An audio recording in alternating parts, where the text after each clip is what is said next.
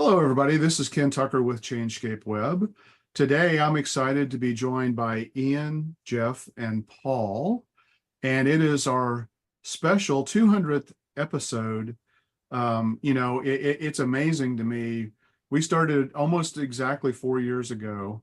And really, one of the main reasons, really a couple of reasons we wanted to create this podcast. One is we wanted to arm small businesses with good information about how they can really grow their businesses, using effective marketing. And the second was really to kind of warn them about some misconceptions that they might have, or even, dealing with some potential bad actors out there that push things, really tool vendors who push solutions hard on them where they're good for the vendor, but not necessarily right for the business. And so, it just seems fitting that we come back, and focus this particular episode on the biggest misconceptions that small business owners have when it comes to a variety of marketing topics. So today that's what we're going to go through, and really I'm excited about it because I think this is going to be a lot of fun. I hope nobody's offended. We all have misconceptions that sometimes we need to have people kind of remind us and do some sanity checking for us because of knowledge that they have and a bigger picture of a situation that they may have. And so this isn't intended to offend anybody. It's intended to help you navigate through the often murky waters of the ever-changing world of the digital marketing landscape. So with that, I am going to start with Ian. So Ian, let's see, how about tell me one of the misconceptions that I know you've shared with me that you hear quite a bit is that all digital marketing agencies will create a marketing strategy or marketing plan for your business. What are the misconceptions around that? Yeah, and first of all, I didn't know we were going to offend people, so I'm strapping up here. I'm getting ready for this. Yeah, I think there's an assumption in the marketplace that first of all digital marketing agencies are created equal. I think there's also another and this is no fault of the consuming business, right? The consumer or the business buying the service. It's just a perception. Not all digital marketing agencies are created equal, and not all digital marketing agencies create a plan when you hire them. And even more than that, there are marketing agencies that will create a marketing plan for you, or they'll shoehorn you into their structure, which they would view as a plan, right? But I think one of the biggest things that we talk about a lot, and that's a holistic marketing plan that essentially becomes your marketing system. And I think that's a radically different concept that, in my viewpoint, even on the side of a pure holistic marketing plan, I have to tell you, like, the number of times I've run into that in the marketplace of competitive digital marketing agencies is minuscule. Like, I'm talking 2 to 5%. Like, it's so small.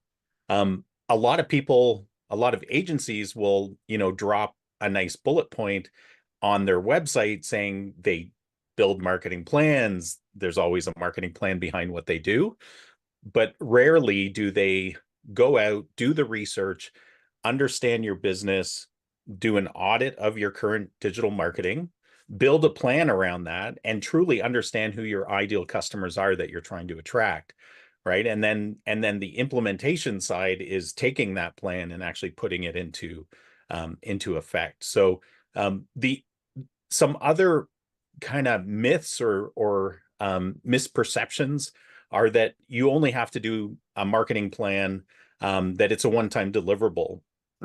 I know we view marketing plans as a living document. It's an untested but soundly developed plan.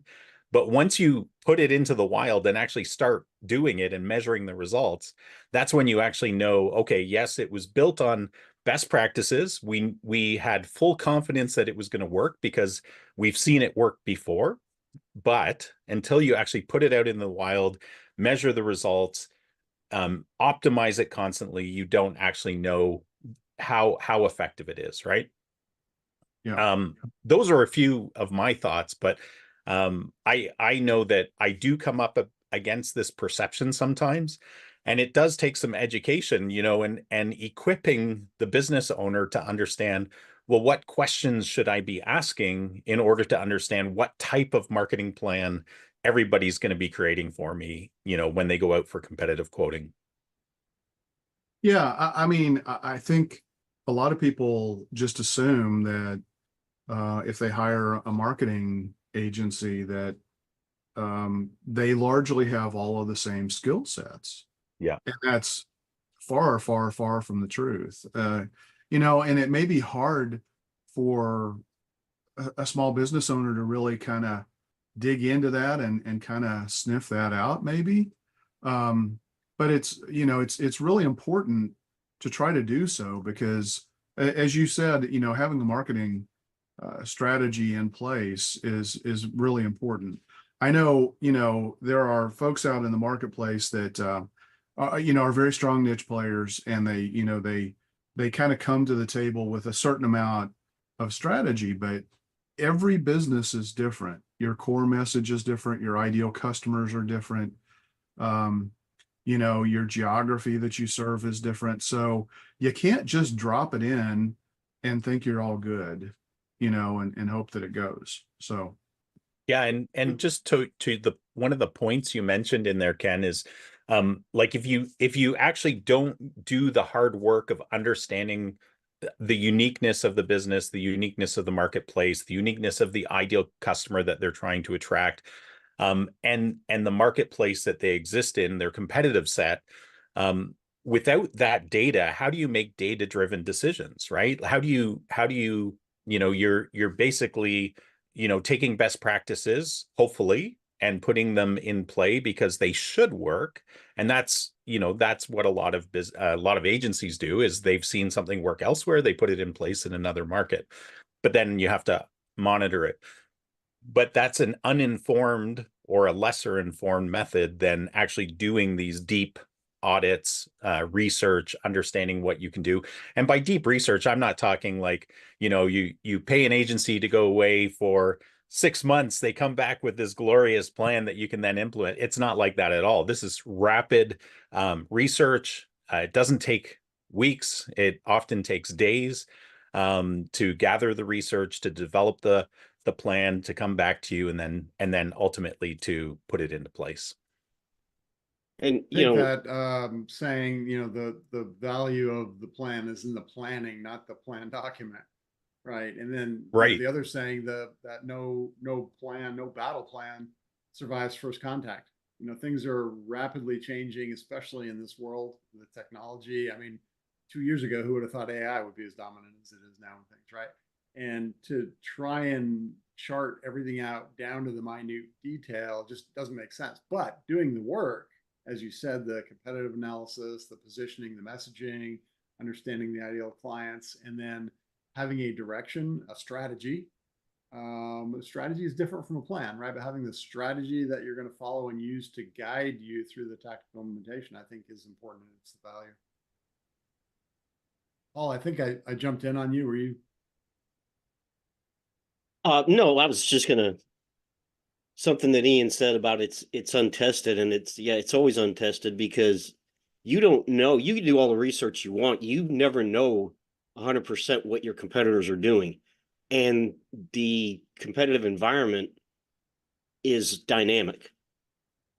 And we're probably going to touch on that later, but it's not a one and done thing because your competitors are probably most likely doing things to try and stay ahead in the marketplace, and the marketplace itself is changing and technologies are changing. So it's a very dynamic kind of thing. Yeah, And I absolutely. think is an important point for business owners too, because they've got their business to run. right? They've got their day to day, their production, their operations, their financials and everything to run. And to try and keep up with things that are rapidly changing is just one more burden. It's a challenge. Yeah. Um, so marketing's supposed to be easy, right? I mean, that's There's only 4 P's to it, right? If you know the 4 P's, you can nail it. yeah, exactly. Well, you know, old school. one thing that jumps to my mind that's, you know, I think often missed because a lot of marketing consultants don't really, I mean, their goal is to drive what they think is action as fast as possible. And that doesn't necessarily mean that it's the right action or it's for the right service. And I think it's really important for the business to take a step back and think about, all right, I don't just have one ideal client. I might have 3, 4, 5 different ideal client types. Who is really the best type of business for me to get from that ideal client type? You might spend a lot of money driving traffic to get you decent leads, but they're low profit margin. They're a grind. They're not the fun types of projects you want to do. That could very well be the case. As a matter of fact, I think that happens a lot. But if you take a step back and you think about it strategically and you do the work, you're going to say, oh, you know what? Even though this is only 20% of our business, here's where the majority of our profitability is. We want to get out from under having to work in this type of an environment. We've already got a strong enough track record. Let's make our investment. Let's make our push toward this ideal client type. You know, that can dramatically change the face of a business. And, you know, I mean, in a world where we're living, you know, where it can be hard to retain or even find the people that you need, you know, to operate your business, you need to make sure that you're aligning that with the best opportunities that marketing can be driving for you. So with that, Jeff, let's talk about what misconceptions small business owners have about their websites. Yeah, so websites is you know, one of my favorites. I see a lot of good websites. I see a lot of bad websites. But I think the biggest misconception is that, you know, I don't need one. I'm too small, I'm too local, or I can do it. Facebook will be enough. I'll just have a Facebook page, or I'll just have a Google business profile, and that'll be all there is. And remember, in marketing, it's omni-channel. It's multiple parts working together. And really the website is the central hub of the online presence. It's people are going to look for it, right? That's what Google is going to index. If you've got content, it's one of the things it's going to be after. And it's the place where you have the most opportunity to control the format, to control the layout, to control the messaging, the way you want to set it up, not just within the constraints of how many characters or how many headings or topics or categories some other platform gives you. So every business needs a website. The first myth is that the business is too small or too local. It's just got to be done. It's your essentially your digital storefront. The first thing people see. Well, it's also social proof. You know, Yeah. I mean, you've got to look like a professional business in this day and age. So even if you're 99% business driven by referrals, and that's all you need, that's all you can handle, you still have to have a professional website. Yeah, I do a lot of work with a business broker, business advisor, and that's often the lead in. He'll send people to us to first rework their website and then start working on other things. Or if we get going in a local SEO program, we'll first look at the website of the business and say, you know, are people that are getting to it from their Google profile, from the reviews, from Google search, are they seeing what they want to see? And you know, one of the things that we see a lot is no, it's minimal. It's all about the business, not about the client. And you know, how you frame things and how you draw people in. That's the goal, right? It's the funnel. It's you want to draw people in, take them through know, like, and trust down to doing business with you. And you know, So- Jeff, to your point there, you said, "Oh, I'm too small," or I'm local." Just because you need a website doesn't mean you need a 2,000 page website, That's true. but you still need a Yeah. website. you need, the minimum viable product, what you need to position your business to connect with your customers, to draw them in, to give them a path of what to do next. I know, Ken, you're a story brand guy, right? Story brand's a great system. Story is incredibly powerful for, connecting with people. But at the end of the day, you still got to give them a call to action, right? So we see websites where people talk about their clients, they talk about the problems they solve, but then they don't ask them to do anything. We see websites where they're talking about themselves and not their clients. There's a whole lot of things, and it's all got to come together and draw them in, give them an action to take, engage them, and bring them into your marketing machine. It doesn't have to be fancy and expensive. You're right. It's just got to have the minimum viable product. Other myths, I'll build my website and then I can forget about it. No, I mean, I look at websites that are 10, 12 years old and they look like they're 10, 12 years old. And then we wonder why they're not doing it. I was looking at one the other day that isn't even mobile friendly. It's 2024. A lot of traffic's coming from smartphones. How can you not have a website that's mobile friendly? A website that was developed even 5 or 7 years ago is looking long in the tooth now. So they need to be updated to keep up with aesthetics. They need to be updated to keep up with changing business conditions. And they need to be updated content-wise to be fresh in Google's mind. If you are going to use Google search to bring traffic to your website, and Google's got 2 relatively equal websites to present to the searcher, which is Google going to find more valuable? The one that hasn't been changed in 7 years, or the one that continually gets new content? So they're not one-time projects. They don't have to be big, huge, elaborate, expensive projects, but they do need to be, touched periodically and updated for aesthetic reasons, for content reasons, for freshness reasons. And they're not going to guarantee customers, but not having one is going to guarantee you don't have any online customers, right? Or many. It's part of the minimum, the price of doing business is a website. And another one I want to talk about later is email. But I mean, there's certain things you just got to do if you're a serious business, and you got to do them right.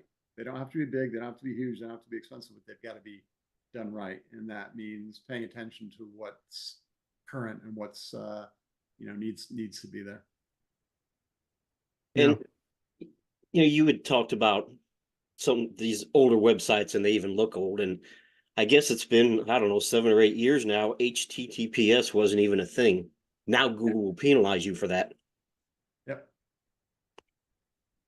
And one of the things that you talked about, Jeff, was minimal viable product, right?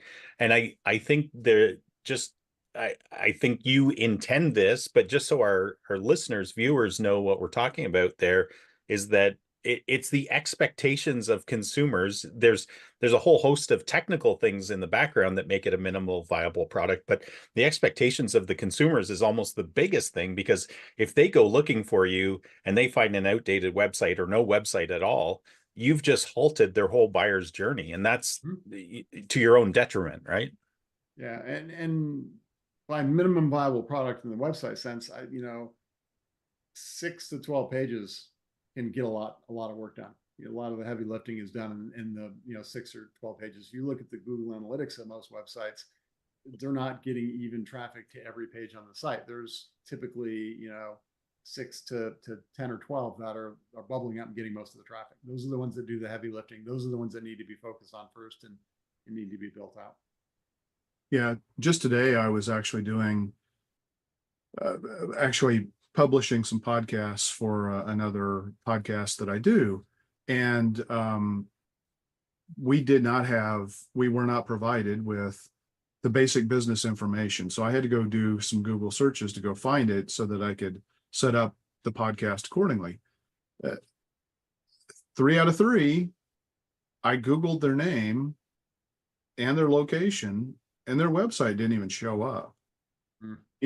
They showed up. I mean, maybe their LinkedIn profile, maybe a Facebook page showed up, but website, So, man, I'm telling you, if you're getting a referral from anybody, an insurance agent, a real estate agent, whoever it might be, and they give your name of your business, and you make somebody have to work to find you, even Yeah. though it's a referral from a very trusted source. Look, there's too many other choices. People are just going to move on. They're going to say, you know what? This must not be that credible of a business because I can't Yeah, even easily find their website. to that point, Ken, there's another myth that, well, I don't want to build a website because I don't want to pay for search engine optimization. I can't afford it. Nobody's going to find my website if I don't pay for search engine optimization. It's just not in the cards. Well, there's a couple of aspects of that. Let's unpack it. You may not want to do SEO now, but you may want to down the road. So build the platform now. Don't like ignore it or don't do it wrong so that you have to do it over later. Lay the groundwork now. You can always add SEO later, but at the very least, to your point, Ken, your website's going to show up for branded searches. If somebody doesn't It know how to better. find Changescape Web, you know what? There aren't many other Changescape webs out there. I'm pretty certain you're on page 1 of Google for Changescape Web, right? And I see a I sure lot hope of so. branded searches in my clients. People don't remember their website URL. They don't remember the contact's name. They don't remember the phone number. They just remember Right. the business and they go out and they Google the business and boom, there it is. Yep. So, I mean, it's going to show up for certain key things. Now, if you're a personal injury attorney, yeah, you're going to have a little bit harder time showing up for that one right away. Sure. But for you know, the low hanging fruit keywords, the long tail, it's for sure branded searches on your name, your business name. It's going to show up, and you want to claim that online property. Yeah. The interesting thing too is that like business owners inherently understand this concept when you think about brick and mortar locations, but they forget that most people are actually researching businesses now online rather than like, you know, hey, I think I'll drive down to Driving Main around. Street and check. Yeah. So it's essentially like, you know, if you had a brick and mortar business and you either never unlocked your door or you never had any signage, that's essentially what it is. Like it looks like an abandoned building. They don't know, Lights are you know, off. how. Okay. Yeah. Yep. Yeah. Okay, Paul, let's get to you here. So let's talk about some of the common misconceptions that small business owners might have about getting online reviews. Yeah, I think one of the first misconceptions they have is that, well, I don't need reviews. My business is built around referrals. It's like, well, at some point you're going to run out of referrals, but yeah, they matter to Google. They matter to people. You know, there's data that people trust reviews as much as they trust a referral from a friend. And so, yeah, they absolutely do matter. And one of the myths out there, a couple that I'll touch on, is that only 5-star reviews matter. Well, that's not true. 4 stars reviews matter too, because people realize that businesses aren't perfect, and you're going to have a bad day, and a lot of businesses think that people only write reviews when they're peeved, but they're more likely to write reviews when they're upset. But that's why you have to ask for reviews. You have to be proactive, and there's a lot of things you can do. It's not something that's completely out of your control. You can ask for reviews. You can automate the process to a certain degree. I wouldn't fully automate the process because that can lead to some really, really interesting things. But there's a lot you can do, and it's a lot of times a lot of businesses think it's difficult or it's time consuming, and that's why I said you can automate a lot of it. And it's not just Google reviews either, because you're if you're a real estate agent, there are, like, what is it, Zillow, I think it is, where people will go and they'll leave industry specific reviews. Attorneys have the same thing. So yeah, Google reviews are probably, in the whole scheme of things, the most important. But there are certain industries where there are industry specific review sites that you need to be getting reviews on as well. And people read them and they do trust them. And so if you're not getting reviews and your competitors are getting reviews, you're at a competitive disadvantage. So Yeah, I mean, if you have no reviews, that still speaks volume, right? Oh yeah, Because that's as bad as having 2-star reviews in a lot of ways, because it's like, is this a real business? You know, it goes back to the website thing. If you don't have a website, you're not even a real business anymore. yeah, or people don't care enough about the product, service, or the delivery that you did to write a review ever. Right. That can look good for your business. So, I'm a big believer you don't want to allow communication gaps.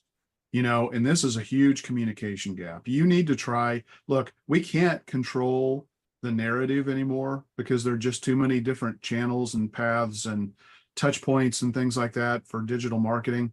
We used to, as marketers, we used to be able to kind of, control the narrative. If we knew the 2 or 3 predominant channels that people were going to use, our messaging could drive people to take the actions we wanted.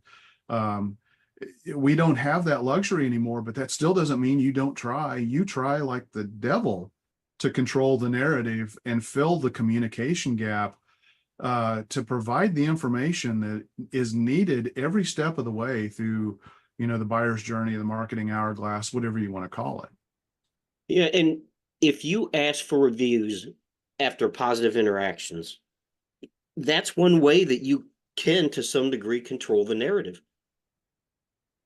Because, You're being upset is a powerful motivator. So you have to ask, and there's Yeah. ways to streamline that process. Yeah, it kind Yeah, of you goes back said, to what Jeff was talking about too. It's about reducing barriers, right? There's actions that we all need our clients to take, whether it's when we onboard them, whatever it may be, but particularly reviews, because that's the public facing side of our business. And all the statistics show that, people read reviews, people read multiple reviews now, people read positive reviews as well as your negative reviews, people read recent reviews as well as past reviews, right? Like, we're all researchers at heart because we want to make the best decision possible. And again, if it same thing I said when you were talking, Jeff, like on the website side with reviews, you're doing yourself and your business a great disservice by keeping that door closed and not essentially having your greatest fans promote your business for free, right? It just doesn't make sense. Yeah, one of the things that when, I'm sorry, Jeff, but well, that just made me think of something. One of the things that's, you know, I hear all the time is I don't want to ask for people to write reviews because they might write a bad review. And it's like, okay, well, if they do, then that's telling your business something that maybe you need to address. Or an example of an accountant. I don't want to ask people to write reviews because maybe they had a bad tax year, and they had to pay a bunch of taxes. And it's like, well, are they mad at you or are they mad at the fact that they had to pay a bunch of taxes? You can differentiate that. It doesn't mean you don't ask or don't expect your clients to. The last thing I want to say before I forget is you need to be respectful of the review platform that you're using. Every review platform has different rules and regulations that you need to be aware of. If you aggressively ask for people to go write Yelp reviews, for example, you're wasting your time. Yelp's going to figure that out pretty quickly, and it's going to ignore most of those because Yelp is a user-centric, user-generated content-driven app. Just as an example. There are other platforms where, Paul, as you said, you can automate the process and ask people to go write reviews. But you need to understand that you can't just say, here are the 5 review sites I want to have you go write and disregard the culture or the policies even, that those particular review sites have. Jeff, I'm sorry. I was just going to say, when Paul started out, he said, one of the myths is, oh, I don't need reviews. I get plenty of referrals. Well, if you really do get plenty of referrals, maybe, but when somebody gives a referral, what's the first person that gets the referral does? They go do their homework. They look you up. They look for the reviews. Boom, you need reviews. And how do you know how many referrals you're missing because you don't have reviews, right? It's one of those things. Yeah. If they never come and see you, you're never going to know it. And oh, my bad, I got my phone ringing to the back. Yep. Trust but I verify. usually put that outside the room when we're on the podcast. And then the other that really threw me off my train of thought. The other topic I was going to respond to was the notion of, oh, I'm afraid of getting bad reviews. And your point is right on, Ken. You know, well, don't you want to know so you can fix those things in your business? But don't be afraid of a few bad ones. They're going to happen. You know, nobody has a perfect one. I used to, you know, do in-home sales, and I'd say, you know, we're going to work real hard to do well for you, but we're not perfect. The only perfect being I know is God, and I'm not him. But if we do have a problem, we're going to do our best to take care of it and fix it. And if you can show that through your reviews, if somebody does give you a 4-star, 3-star, whatever, and you can tactfully address it, that's even better than having all 5-star reviews, I think. Well, and yeah, not only that, but I mean, if you show concern to somebody who even gives you a 1 or 2-star review, and you provide, you know, an explanation, and people see that you care and that you're trying to make the situation right, that oftentimes has as much influence on the fact that people make a decision, because it's like, man, maybe I ought to go check this place out, because even if they screw up, I know they're going to take care of me. Because everybody I mean, you know, yeah, as you said, this is not a perfect world. No matter how hard you try, you're not always going to be perfect. If you are, you're never going to deliver anything. So and Have you guys ever had businesses come to you and they say, man, I need help with my marketing? And so during part of just the research of a prospect, you know, you guys, I've had this where I look at their reviews, I look at their website, I just get an idea of who I'm going to be talking with. Mm-hmm. And you see an extraordinarily high volume of bad reviews. And from them, because it's pretty easy to get a sense of what's going on in a business. And I'm talking specifically about dentists in this particular comment, but like I've read some comments and reviews, and I'm like, these guys have a systemic operations issue that no amount of marketing can fix. Like good marketing cannot fix a bad business. Like you have to, you can do them tandemly. You can grow the business from a marketing perspective while you're fixing it. But unless the business owner understands that there's a problem, and to your guys' point, reviews are, you know, people are putting their hands up and saying there's something wrong here. And if you as the business owner aren't listening to that, that's a big problem. yeah, yeah. And reviews are generally going to skew to the negative if you just let them naturally happen. Mm-hmm. That's Well, not why always it's the important case. to ask for them. Ask, you know, because if Yeah. you ask, you can skew it back by asking for them. Yeah, it's not always the case, but you know, it certainly is often the case, and I think that that's an important thing to realize. I mean, we as human beings, you know, the things that make the deepest impressions with us, and store the deepest memories are typically, you know, when we feel like we've been wronged, when we've had a bad experience, or you know, and it takes an equally great, extraordinary emotional situation to feel, you know, very positive about something and have that be a deep memory. So it's important to understand the psychology of what, you know, what motivates people to take action in a variety of ways. And it's important to understand that people, like, we all live very busy lives. We switch rooms very fast in our minds, right? So, you know, Yeah. if you're at a restaurant or a dental clinic or wherever you are, an HVAC guy comes, fixes your problem. You get your teeth fixed, you're overjoyed. You go to a restaurant, you have a great meal, you're overjoyed, you're spending time with your family. Once you leave, you're not thinking about that anymore. And that's just human nature. And that's why if you can prompt somebody after the fact and have that as part of your system for garnering reviews, turning happy customers into great online reviews, I think that's a win for everybody, as long as you're not, you know, overstepping bounds of policies and that kind of stuff. But it's just understanding human nature at the time. Yeah. Just one last thing about that point. I was just reading an article this week that was talking about how does the brain decide what memories to keep? And, you know, just think about the scenario. I mean, to me, it resonates like crazy, and I think it probably would for most of our listeners and viewers. And that is, when you have a bad experience, it kind of grates on you, right? And so, somebody's like, "Hey, how's your day going?" He's like, "Yeah, all right." I just, I had somebody, do this, and it, just really kind of ticked me off. Well, you're telling that story, it's reinforcing that memory, and then the next time you see somebody, it's like, "Hey, what's going on?" It's like, yeah, I'm doing all right, but you know what? I had this situation, and again, you repeat it, you replay it, over and over and over again. And, you know, for me, maybe it's just the way I'm wired, but for me, the negative memories or the negative experiences are usually the ones that I find that I replay the most. And usually they get worse the more times I replay them. So maybe that's just me. Anyway, I want to ask one other follow-up question to you, Paul. Let's talk a little bit about this concept of, I want to ask people to go write reviews, but I only want to let them go write a review if I know they're going to write a positive review, a 4 or a 5-star review.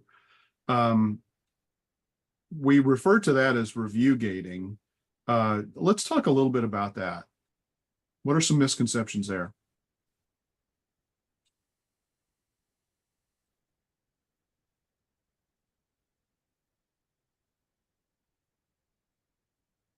Hello, Paul. Did we lose Paul? We Yeah, may. sorry about that. I have my microphone turned off.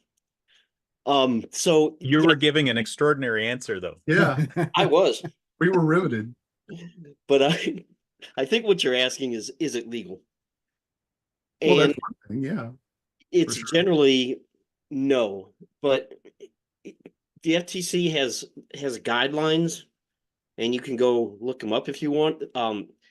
This is not legal advice. I'm not an attorney, but I think part of it, one of their guidelines is preventing people from leaving negative reviews. So if someone leaves a 2 or 3-star review and you direct them to a page that says, "Hey, what can we do to fix this?" And if you still want to leave a review, click here, however you want to phrase that, you're not preventing them. You're saying, "Hey, can we do something to fix this bad experience you had?" You'd probably be okay with that. But when you get into things like only asking people that are going to leave positive reviews, well, how are they going to know that? I mean, the FTC says you shouldn't do it, but how do they know you're doing that? When you send out an email request asking people for review, you can't say, you're really not supposed to say go to this platform or this platform and leave a review. You're not supposed to do that. And obviously you don't say, well, only leave a review if it's going to be 5 stars. That's definitely illegal. You can't do that. Yeah, and there And are that's just financial asking for penalties. trouble. Yeah, I mean, there are financial consequences for. Oh yeah, I think it's up to like $44,000 or something like that. Yeah. But not just that. I think you're going to tick off a whole bunch of people if you were to take that approach anyways, right? Yeah. They'd be like, "Oh, I'm going to leave you a bad review because you're idiots." Yeah. It's just a bad idea. So generally, review gating is not a good idea, but there's some things, it's one of those things where, like I said, how are they going to know who you're asking for reviews? Or if you're only asking for reviews that from people that had a positive experience, because you want to do that because the people that had a bad experience they're going to go leave a review anyway. So it kind of balances itself out. But it's one of the myths is everybody does it. Well, no, they don't, and there are actually these platforms are starting to crack down on that more and more. Yelp is really strict about that. Google is starting to crack down on it a lot more than they have in the past. And it protects my businesses from unfair reviews is another myth. Well, I think it was Ian earlier that said if you have systemic internal issues, and people have a bad experience dealing with your business, well, that's not an unfair review. It's a bad review, but it's basically pointing out a problem that you need to fix internally. So there's a lot of business out there that think if they get a bad review, it's not fair. Well, did they have a bad experience? If they did, then you want to try to take that offline and resolve the situation, but it's not necessarily an unfair review. So I would say generally you don't want to review gate. You Well, want I to think that review gating itself, I would consider to be illegal.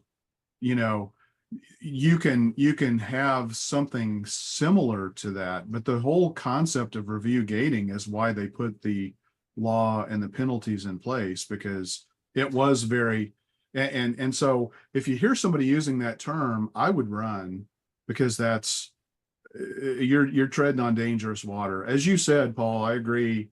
There are ways that you can kind of sort of maneuver around it. My opinion is don't even take that risk. Have thick enough skin to where if somebody leaves you a bad review, you're gonna take it to heart. You're gonna see if it is actually true and accurate about your business, or if somebody was just having a bad day. But either way, it's not the end of the world. And No, it's not. And the best thing to do in that case is, like I said, try to take it offline, contact them and say, hey, we're sorry you had a bad experience. What can how can we fix this? yeah, And for businesses that are going through operational troubles and they know it and they're trying to fix it, you can still, like, as a business, depending on the platform, right? And depending how you approach this, you can still very specifically go out to the people that you know are your best fans and ask them, hey, would you mind leaving us a review? Right? Like, you can always do that as a business. So you're not review gating, you're not doing anything, you're just actually talking to your customers in a way that's a little bit more strategic than, taking the, yes, it's efficient, but it's a shotgun approach that may burn you, right? The The other alternative thing, just approach. to jump in real quick on review gating, it's not just review gating, it's the whole notion of deceptive practices, right? And one thing that I think business owners also need to be wary on is cherry picking the reviews they show on their websites. Mm. And there are some widgets that'll plug into websites and will connect to Google reviews or review platforms. And you can say, pull out only 5-star reviews and show those on my website. Bad, bad, bad idea. What you show needs to be representative of reality, not cherry picked to make you look good. That's a deceptive practice. all right, Ian, let's come down and let's talk about the fascinating world of artificial intelligence.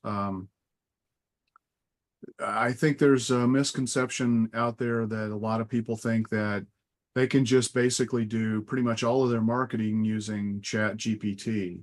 Let's talk about some of those misconceptions around that. Yeah, I think the biggest part of that misconception is that, first of all, you as the business owner will actually have any clue of whether the advice that the AI is giving is appropriate or not. I think right now, I think that is the biggest gap and blind spot I think that people have. So, as examples, I've seen business owners that have actually done this, where they've like said, enough with marketing agencies. We're going to bring this all in-house and we're going to save a ton of money because we're just going to use AI to generate our blog posts, our social posts. We'll even use AI to come up with our strategic marketing plan. Here's the challenge with that philosophy. First of all, you're assuming that the AI has the same level of expertise, experience, intelligence, data as the digital marketing agency, right? That's a big assumption. Yes, it is enormously powerful, ChatGPT and some of the other AI tools. But they're also, they have they only have so much information at their disposal, right? So, and they certainly can't have the same experience that, people that have been doing a job for years and years would have. Can it give you some guidance? Absolutely. You can plug into it and say, hey, here's the situation of my business. I'm trying to come up with a marketing plan, and it will pull together all of its enormous bandwidth of information and try to come up with a plan for you. But again, how do you know if that's the right plan for your business or the best plan for your business? The other side of that is, what if your competition is doing the exact same thing? It's, when Jeff was talking about websites, one of the biggest problems we all see with websites is if people don't do any kind of strategy associated with it, you get a very vanilla competitive environment of websites. So all the dentist websites, they might have slightly different looks and feels. They're all essentially saying, under the underlying message is, you have teeth, we can solve your problem, right? That's not very compelling. That's, who charges the least, because now you're a commodity. So, AI right now is super powerful, but it's still in its infancy. For those of us that have been watching and playing and using it for, a few years now, ChatGPT has only been around for just over a year, like publicly, for people to access. So thinking that it can do everything you want it to do is pretty naive. The other thing I think I've seen as well is where, and I've even seen some marketers try this, which is unfortunate, where the AI will spit something out and they're like, great, I have a blog post now.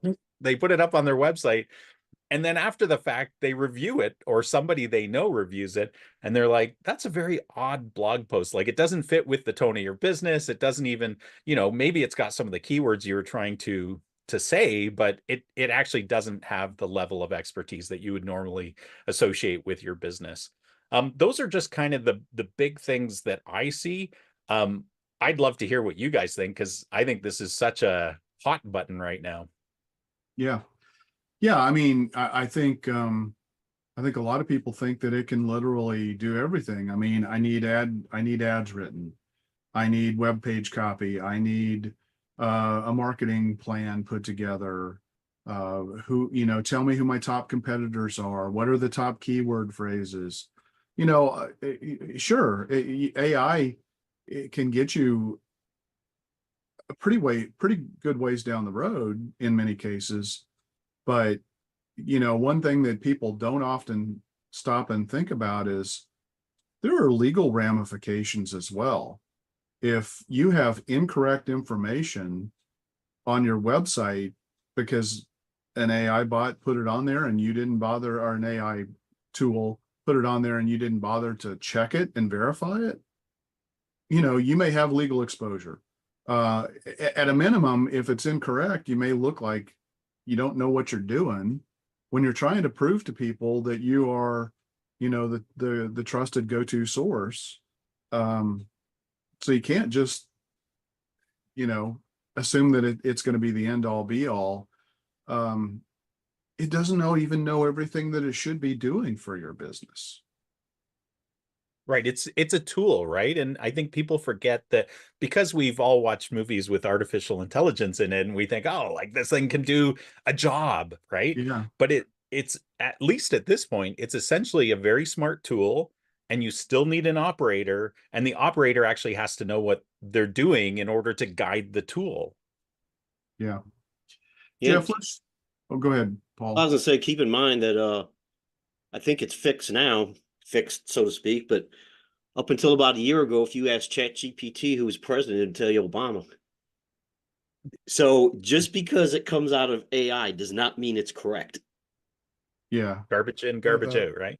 Yeah, especially when there's you're a dealing with delay in information that needs to be current, and up to date.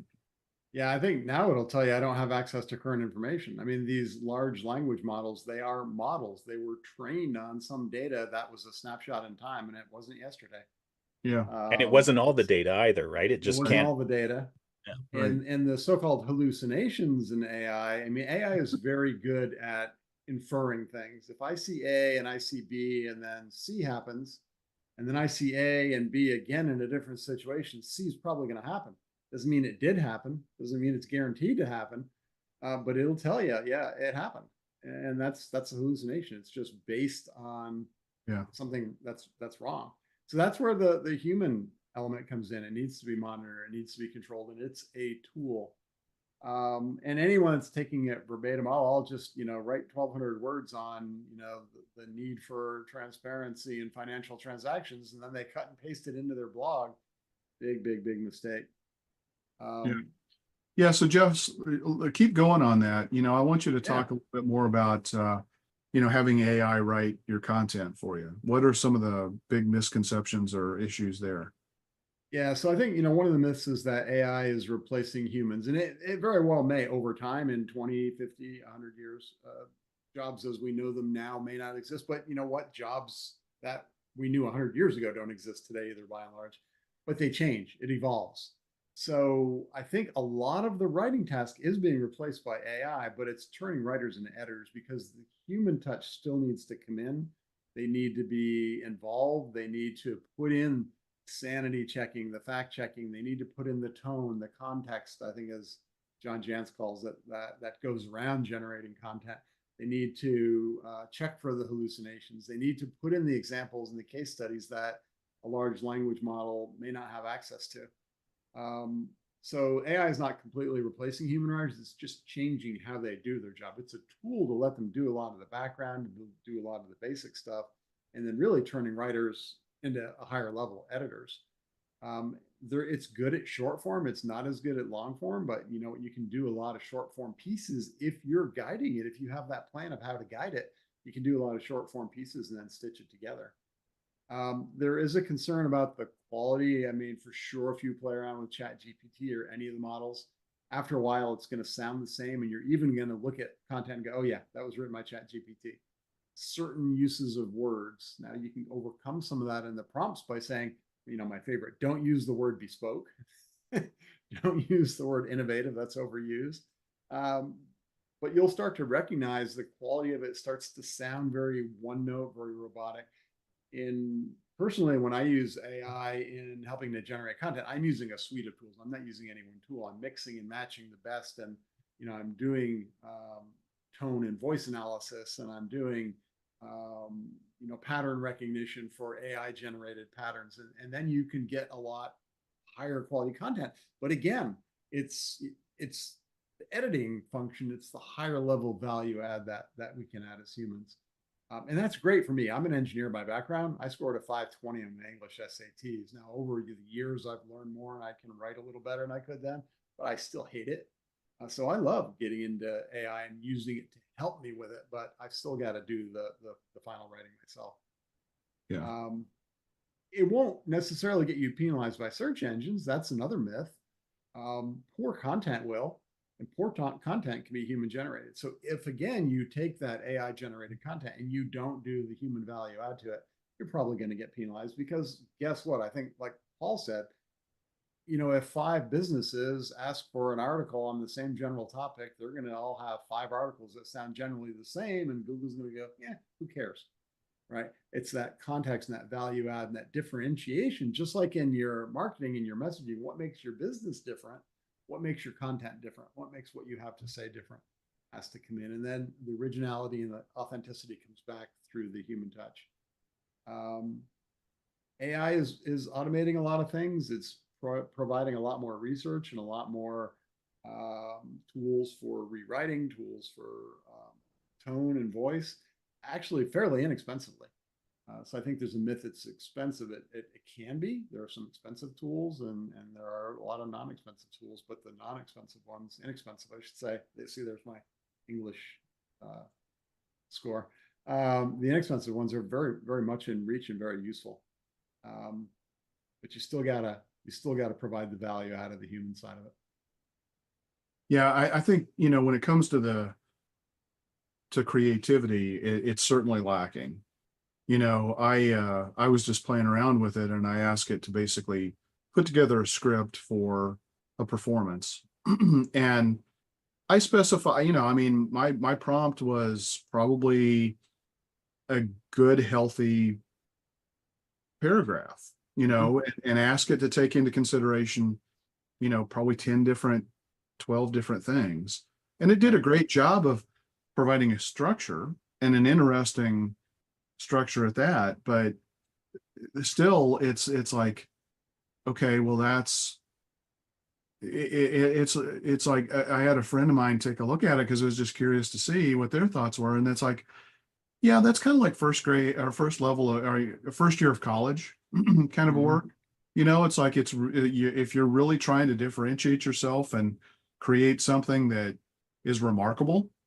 And again, you know, I mean, the word remarkable, I think, is really important. HubSpot, you know, stressed this at the, you know, when they coined the phrase inbound marketing, you want your content to be remarkable, meaning you want people to continue to talk about it, but also to also be remarkable. Yeah. So yeah, I mean, if you're okay with vanilla, you know, okay, it's probably it might be good enough, but it may also get you into some legal trouble, Yep. or make you look foolish. So, Yeah, all right, I was gonna say, Ian had said earlier about someone just generated an AI article and stuck it on their website, and then somebody came back after the fact and looked at it. Microsoft and Google in their, because Microsoft does have a search engine, and in their algorithms, they do have AI detection, and if you do what Ian was saying, you may not get penalized. Google just won't index that piece of content, which in itself is kind of a penalty when you think about it. And It's just to lower be value clear, because it's generic. I know we've had this conversation before where we actually unpacked the idea of, like, Google will say they don't penalize websites, but like just what you said, Paul, is so important for business owners to understand. If your goal is to be found, then not Better having a than page then not having a page index, in your view, would be a penalty. So be smart about what you post. yeah, yeah. All right, Paul. Let's just kind of go quickly. I'll start with you. Let's do a couple each, just quick hits here of misconceptions that you guys want to address. So, Paul, I'll start with you, and then Ian, and then Jeff. All right, since we're talking about AI, I'm gonna go with the AI bots on the All right. website. First of all, AI-driven bots are not perfect, okay? So just keep that in mind. There's things you can do, there's ways you can train it, but they're not perfect. So test the bot and train it. I'm not gonna get into that. One of the myths is that they can completely replace customer care, like human-centered customer service. They can't. They can guide them down a path. They can answer questions. They can actually, if you're using a self-booking calendar, they can help people self-book. They can do a lot of things like that. But they're they're not a replacement for customer service, and they're not all created equal. There's different functionalities that are available, and some of the simpler bots, they just don't have a lot of the higher level functions. So keep that in mind. Um, we're back to the one and done thing. Setting up an AI chatbot is a one-time thing, and it's not, because, well, maybe it is if your website never changes and you never add any new content. Maybe then it is. But if you're writing content and putting on your website, it is not a one-time thing. It's just like a website. It has to be maintained. And I've heard some business owners say that they don't want a chat bot because it'll scare people away because they want human interaction. Well, maybe it's true that they want human interaction, but it's not gonna scare them away, because what, are you gonna block them from seeing your phone number or filling out a contact form? It's just another tool that's there for your customers to use. If they just want to get some answers to their questions, they can type in a question and get an answer. And the other thing, and I'll stop with this, we're kind of long on time, but It's our 200th episode. We can go for hours. 200 hours. Is that your new customers are probably getting younger, okay? And they're gonna interact with that chatbot before they pick up the phone or maybe even fill out a contact form. So I think that's something a lot of times we forget is that if you're building a business and you have an established base of customers, and people get older, they don't get younger. So your new customers are probably going to be more apt to use technology. So Yeah. that chatbot isn't going to bother them. Yeah, I think the misconception I hear is people think that chatbots aren't authentic. And it's like, for certain tasks, what's more important is conversion. I don't think people think about whether it's authentic or not. If you're putting in something that says, what insurance do you take? And it comes back with an answer. And then it says, would you like to go ahead and book an appointment? You know what? You accomplished a major goal that we've been trying for decades to sometimes train some humans to be able to be that efficient at getting somebody to book an appointment. So, don't just categorically, again, don't let your own personal biases dictate what you decide to do in terms of marketing. But make sure you monitor the responses of the chat.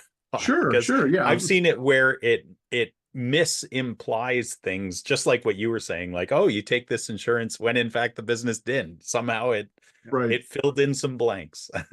Right. So Ian, let's go to you. What's another misconception? Oh man, I have some favorites, and I won't take long on these, so because I want to get a couple in because I think they're valuable to people. The first is I hear this occasionally, and most people aren't this I don't know, brash, but some businesses we've talked to, they say, you know what, because I took marketing in university 15 years ago, I think I got a good grasp of what needs to be done for my business's marketing today. I don't think I need a plan. But on like, if we were to reverse that, and I'm looking, for a dentist or a mechanic, and they haven't, they didn't touch teeth or cars for 15 years, and then they're going to work on my car, I'd run, man. Like so it's, you got to stay up to date with stuff. I think a mechanic is actually probably a pretty good example. Like, car technology has radically changed, especially with EVs and that kind of stuff over the last 5-10 years. Same with digital marketing. It's changing. You guys can attest to this. It changes daily. It doesn't change annually. It's, you're holding on to this bull pretty strong to stay on it sometimes. The other myth I think that's really important, and whether people voice this or whether they think it, a lot of business owners have this one, and that's, they pull you aside as a marketer, and they hush their tone a little bit, and they say, hey Ian, hey Ken, hey Jeff, hey Paul, tell me the truth. Like, what's the silver bullet? What's the one thing I can do to, like, blow up my leads, like get so many leads I don't know what to do with? Like, I know you guys know the answer, and you just don't tell anyone because it wouldn't be profitable or something. I don't know. Like, instead of all that fake advice that you guys give out. And I used to hear this a lot. I hear it a little bit less now because I think people understand that there's so many elements in marketing, but there is no one secret silver bullet to help a business. The closest It is the silver bullet. The closest thing you can possibly get to that is developing a strategic marketing plan based on data, and then implementing that plan, watching it, monitoring it, and improving it over time. Like, that is the silver bullet of marketing, is to create a strategic plan and implement it. If you're looking for one tactic or one strategy, you're never going to find it. So there is a silver bullet. Well, it's a beverage, I think, isn't it? But or it's something the Lone Ranger used to use. Yeah. I had that exact, you're looking for a silver bullet conversation with a client this morning, literally this morning on a call with a client. I said, there is no silver bullet. It's a compendium of things. It's a lot of moving parts working together. It's constantly evolving and changing. And because he asked, what's the one thing I should do that will generate? It was exactly the question you posed. The one other one, just because I feel like it has to be said, and I don't think anybody else is going to bring this one up, but it's that word of mouth marketing. They'll put the word marketing in there is all I need. And the businesses that are saying that to me and that we've talked and we've unpacked it a little bit, what they actually mean is they don't do any marketing. Just word of mouth referrals magically happen because they've been there so long. So, they're the incumbent dentist in the area. And that, yes, they do a good job, right? So there is natural word of mouth that happens, but that's not marketing. Like, marketing is actually an activity that you do. You have to have a plan and an action, and you have to be able to measure it. And those people who say that can't do any of that. They can't ramp up their word of mouth marketing when things are slow. They can't pull it down when things are fast, right? Like, so there are things that you can do in word of mouth marketing to help generate referrals. But I think it's important for businesses to understand that, man, like, word of mouth marketing can touch so many elements of your marketing strategy, but pretending you have a marketing strategy in place called word of mouth when all you're doing, is passively accepting referrals when they occasionally come in is not marketing at all. Ian, I was going to hit on that topic. Oh, And it good. was Then a little keep it different going. angle. It was on the angle of, the myth is, oh, I don't need to market. I've got a great product. And that's essentially the word of mouth is what their expectation was. But, history is littered with products that were great products and they weren't marketed well. And I'll show my age, but for those of us that remember videotapes, Beta would have won over VHS if it was all about the product. And in the early days of the computers, PCs, Motorola would have been the processor of choice instead of Intel. It was technically superior. But it's all about the business and the marketing side. So the question I put to business owners is, well, how are people going to know about your product if you don't market it? And then, of course, that leads into the marketing budget, which is the other one I wanted to hit. And I think we'll do another podcast on that coming up in a few, just on budgeting and how to set marketing budgets and all the different factors that go into that. I mean, there's myths on both sides. I don't need to spend much. That's the extension of word of mouth's going to do it all. And then there's the I can't afford it. It's too expensive. And the thought I always leave people with is a saying by Peter Drucker, and I won't get the exact quote right, but it's essentially that marketing and production are the two functions of any business that generate revenue. Everything else is just overhead. You got to have something to sell, and you got to have a way to get people to know about it to come buy it. And we get into that a lot deeper, as I said on another podcast. But that's a big one that I see a lot too.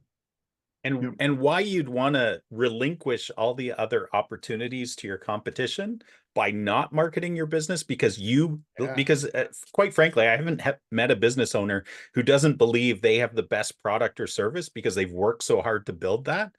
Why would they hide it? Why wouldn't they broadcast it to the world? It's like they're doing a disservice to themselves and to the world.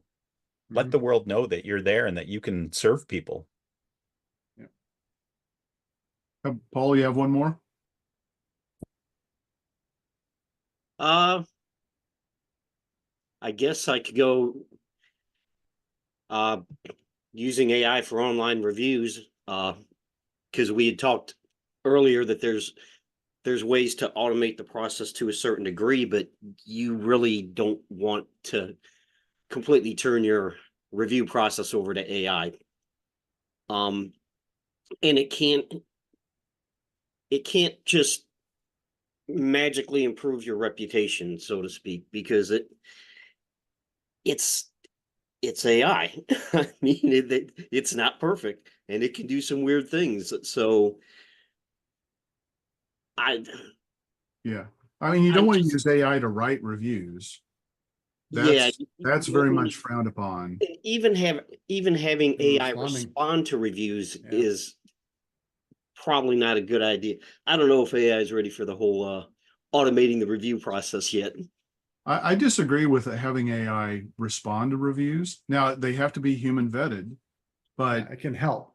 Yeah, and honestly, it usually writes a better response than a human would, because it echoes back, again, assuming that somebody left a good, meaningful, keyword-rich review, which doesn't always happen. But when it does, you have an opportunity to reinforce SEO a little bit by echoing back, some of the phrasing and the wording that the person put into the review. And AI does a great job of that. And the other thing is, it helps make sure that you respond to every review, which is also really important. Most humans drop the ball on that. So let it write the draft, queue them up, and then you go in and edit them and click reply. Yep. So I'm going to wrap up with just a couple. One is direct mail. I think direct mail can work really well. It's certainly become a lot less competitive. So we're in a pretty noisy world, and so using a direct mail strategy may actually be an effective way, if it's targeted correctly, to get your message out to the right potential buyer. But too many businesses just think they can do one and done. I'm going to send out 10,000 postcards, and I'm going to get a bunch of leads, and you send out one piece of mail to 10,000. Well, that usually doesn't work so well. So, and on the, kind of comparable to that is doing a cold email. First of all, cold email, is a really dangerous thing to do if you don't know what you're doing. There are ways that you can do it. It is not illegal for a business to send another business an email, even if that business is not opted into a list. That's not technically illegal. It may be largely a waste of time, but it's not illegal like a lot of people think it is. But again, it's if you're gonna, just like anything we talk about, omni-channel, multi-touch. If you do it once and that's it, you're not going to get the results. Multi-touch. Yeah, exactly. So those are the things that I think are huge myths, that still to this day, or don't even do an email marketing campaign, which I know we talked about last week, because I hate getting email. Okay, well, don't let that throttle, one of the potentially most effective strategies you got. So we could go on for a very long time. As a matter of fact, I think we probably will on this topic. Maybe there'll be some news coming out of this here shortly. Guys, any other last thoughts that you want to hop in with? No, I thought this was a great topic. Yeah, I thought it was too. Yeah, so hopefully we didn't offend anybody. But I'd just like to say, there's a lot of resources, and ask questions. We are marketing guides for a reason, right? Yeah, exactly. Engage with us, ask questions. That's what we want to do is help, as you said at the top, educate, dispel myths, beat misinformation, and be resources for people. Yep, absolutely. So with that, Ian, let's celebrate our last 200th, it's not our last. Let's celebrate. There's the news, folks. Let's celebrate our 200th episode in style. Take it away. All right. Are we going to have a dance party? Hold on. Let's see if fireworks. There we go. They're like coming right out of your head there. I know. Big thoughts.